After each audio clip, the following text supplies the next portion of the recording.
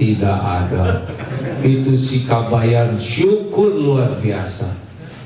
Ditanya oleh istrinya, kenapa hilang motor kok syukur? Untung saya sudah turun gitu. Nah, nggak ngerti ya. Ngerti nggak? Si Kabayan kan mikir kalau dia nggak turun dia hilang ya kan? Ah, telat ketawanya. Ya udah, sekalinya ngebodor ke telat. Ngerti nggak? Masih belum ngerti ya? Ya udahlah, mungkin kita ketawa aja supaya saya bahagia. Syukur terus ya Pak ya. Apapun yang Allah berikan syukuri. Kalau Bapak syukur pasti hidup jadi tenang. Tapi istri saya ngorok, syukur. Berarti Bapak punya istri ya kan? Syukur berarti istrinya masih hidup. Karena kalau udah nggak hidup nggak ngorok. Syukur dalam segala keadaan. 3, orang syukur itu orang yang berterima kasih kepada yang jadi jalan nikmat. Jadi kalau ada penumpang harus berterima kasih karena mereka jadi jalan rezeki. Yang sopan, yang hormat, Allah lihat tidak? Ya. Jangan judas, jangan sombong, jangan meremehkan, mereka jadi jalan rezeki. Kadang-kadang ini ada uangnya, ya berarti ada pahala sabar. Pokoknya berterima kasih kepada siapapun, itu kunci pembuka nikmat. Awas ya, siapapun yang jarang berterima kasih, dia nutupi rezekinya sendiri. Terima kasih ke istri, ke anak, ke orang tua, apalagi ke teman-teman. Pokoknya orang yang hidupnya bekal terus dapat karunia adalah orang yang paling banyak berterima kasih, apalagi ke orang tua. Ingat baik-baik itu ya. Kita suka karena kurang dikit nggak tahu terima kasih. Terima kasih lah, nanti rezekinya datang. 4, gunakan nikmat yang ada untuk mendekat ke Allah, itu syukur. Punya kening tidak? Ya. Sujud pasti tenang. Orang yang sujud itu hidupnya enak Pak. Saat terdekat kita dengan Allah tuh waktu sujud. Makanya walaupun gimana sibuk cari masjid, sholat. Bapak-bapak nggak sholat sebagai orang Islam, nggak syukur, pasti pusing hidupnya, pasti Pak. Untung dihidupin juga oleh Allah ya kan? Ya apa perlunya Allah ngurus model-model kita ini ya kan? Udah sholat jelek, ngaji nggak pernah, zikir malas, pelit, banyak omong, banyak dosa, kan tinggal disamberin petir, jelebet gosong. Lama-lama juga kita mati. Mumpung hidup sholat, saum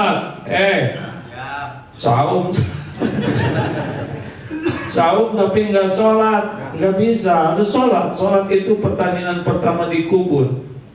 Yang lain-lain dilakukan, tapi sholat enggak, kayak nolnya banyak, angka di depannya nggak ada. Harus sholat. Ini syukur, sholat itu syukur Pak. Karena sujud dipakai, kening dipakai sujud.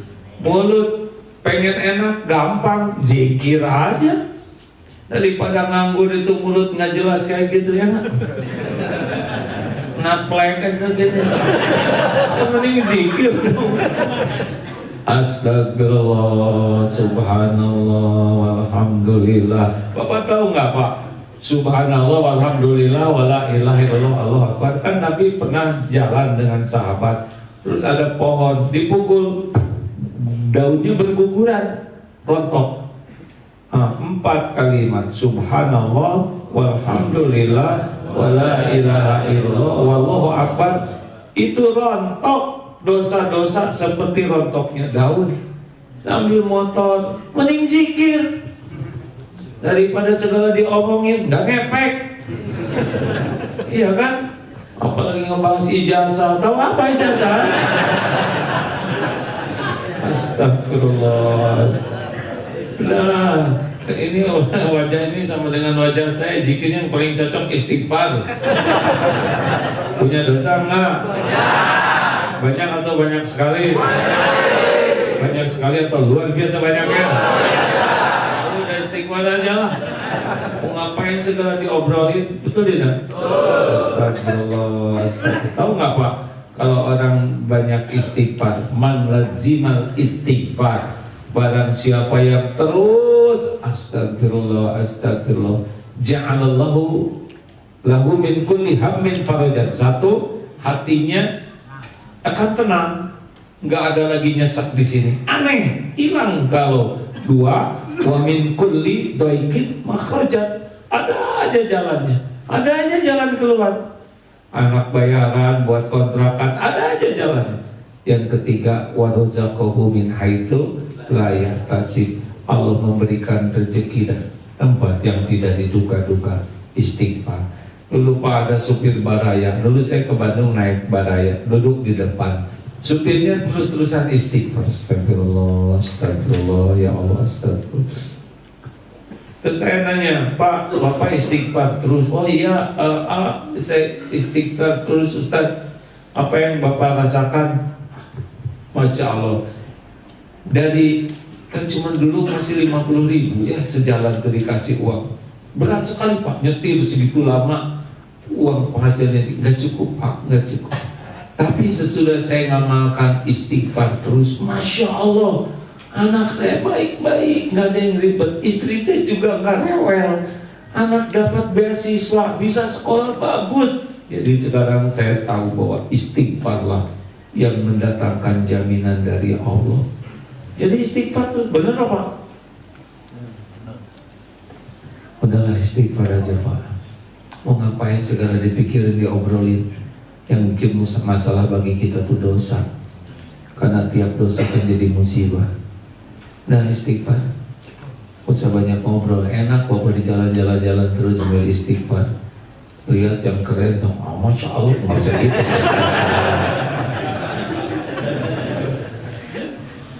Teruskan, syukur, gunakan nikmat yang ada. Terus udah pangkalan bapak-bapak model masjid ya kan? Kalau ada orang cari masjid, ambil wudhu, sambil nunggu ada sholat, mau ngapain nongkrong-nongkrong, nambah-nambah dosa, gak jelas kayak gitu. Ini sujud ke Allah, betul tidak? Kalau punya uang, kalau pengen nambah, sedekah. Aduh, uang saya dikit, ya udah nggak usah sedekah, atau dasar pelit ya kan? Saya sering ngetes ini, coba nih, punya uang 2 lembar. 50.000 dan 10.000, mana yang disedekahin? Ternyata 3 lembar 65.000. Ternyata 4 lembar 67.000. Ternyata 2.000-nya 2 lembar, yang satu udah lepet, satu masih bagus. Yang mana yang disedekahin? Ya udah, nasibnya kayak gitu. Allah ngidupin, ngasih ini, ngasih itu, ngasih ke Allahnya cuma sisa. Padahal sedekah itu tuh syukur Pak. Mana qasad sadaqatun min mal, nggak akan berkurang harta dengan sedekah. Ayo gunakan nikmat yang ada untuk mendekat ke Allah ya. 2 Ramadan ini sing sabar, nggak usah banyak mengeluh ya Pak. Apa arti sih artinya sabar? Sabar itu kemampuan mengendalikan diri. Pokoknya orang itu bermasalah gara-gara tidak bisa mengendalikan diri. Betul kan Pak? Nah, sabar itu ada 4 tempatnya. Bu, biar nanti dulu aja Bu, bisa pusing ya. Baik, nanti udah nggak usah lihat kemana-mana, sini aja. Dengar kata ibu-ibu namanya itu saya ngomong apa barusan? Sabar, sing sabar ya. Kenapa? Innallaha ma'as-sabirin. Sesungguhnya Allah bersama orang yang sabar. Jadi kalau Bapak nggak sabar pasti menderita. Kalau Bapak sabar, wabasyiri sobirin, berikan kabar gembira bagi orang sabar. Sabar itu apa? Menahan diri. Ada 4. 1, tahan diri dari maksiat. HP itu jangan sampai ngabis-ngabisin kuota untuk dosa. Bapak lihat yang cakep-cakep, dia tetap gak ada yang mau sama kita ya.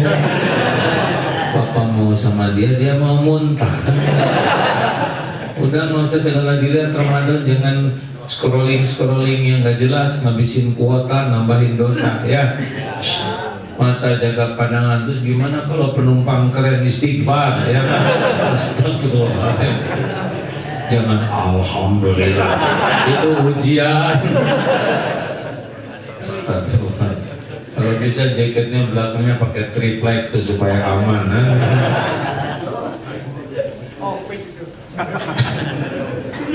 Lanjut.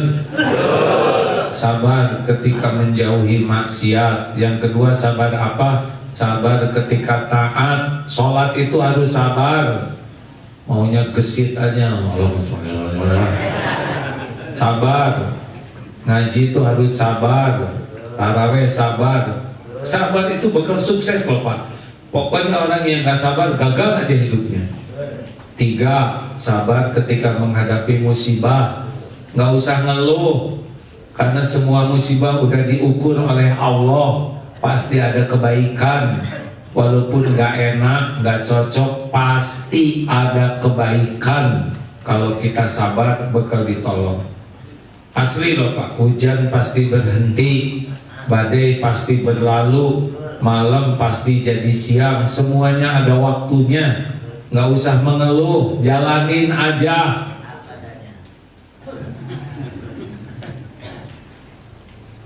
Jangan suka ngadu-ngadu ke orang, ke Allah aja bicara. Sholat, ya Allah besok cicilan jatuh tempo, tolong ya Allah engkau udah tahu. Ke Allah aja, beneran Pak. Bapak tinggal bicara, Allah pasti dengar kok, dan tidak mungkin disia-siakan. Justru yang suka ngeluh ke orang, itu orang yang tidak sabar. Boleh bicara ke orang, boleh, tapi orang juga banyak masalah. Iya, banyak yang suka curhat ke saya juga lagi pusing, banyak masalah. Allah yang bisa menyelesaikan masalah. Tiap orang punya masalah. Kemarin Pak Umroh ada yang curhat ya. Satu ini bapak-bapak ini, kayaknya kaya gitu, punya anak pada rumah. Anaknya ini autis, kurang biasa. Nah, usianya 26 tahun. Tapi bapak ibunya sayang sekali ke anak ini. Wah, saya juga kenalan. Biasa ya, kurang fokus. Lalu bapak ini cerita, sebetulnya anak saya 2A. Yang pertama ini, kakaknya ini sudah wafat, umur 1,5 tahun karena Down syndrome. Nah, lahirlah anak kedua. Saya kira ini juga asalnya normal, sekarang begini. Jadi membesarkan, beliau punya usaha, punya rezeki lebih, tapi ujiannya anak begini. Wah, macam-macam dari yang datang itu. Semuanya ada ujian masing-masing. Jadi jangan mengeluh, jangan merasa paling menderita. Tiap orang juga pasti ada ujian. Jalanin aja. HHM, hadapi, hayati, nikmati. Ulangi. Hayati, nikmati. Salah. Hadapi, hayati, nikmati. Pokoknya ada kebaikan. Ya, saya juga udah ngalamin banyak dalam hidup ini. Ngalir kayak air Pak. Pasti kok ada ujungnya. Sing sabar ya. Dan yang terakhir, sabar dengan perkataan orang. Harus sabar Pak, karena yang paling sering menguji itu adalah omongan orang. Betul ya? Betul. Suka ada yang menghina nggak Pak itu? Wah, bagus dong. Dengan Nabi itu, Nabi juga dihina ya kan? Nabi aja yang mulia dihina, masa kita yang hina betulan gak ada yang menghina? Kita kan hina asli. Gimana kalau dihina sakit hati? Jangan. Ngapain sakit hati? Penggugur dosa itu. Kalau ada orang yang meremehkan kita, biarin aja.